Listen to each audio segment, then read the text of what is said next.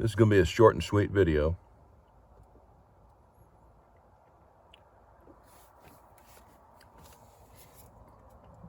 These newer 6.7 Power Strokes used to leak quite a bit, or I shouldn't say quite a bit, commonly from this turbo.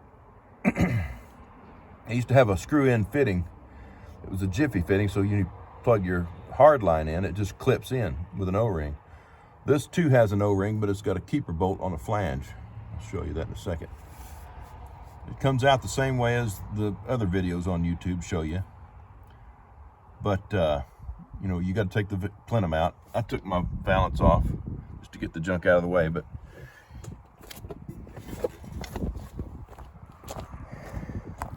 that's what it looks like on the end. It's now just a plug-in O-ring deal with a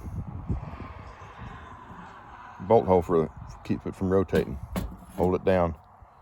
Whole lot easier to get out. You don't have to fool with those clips, the long pick and all that other junk. The rest of the removal installation is the same as all those other years. You just got to take that plenum out. Enjoy.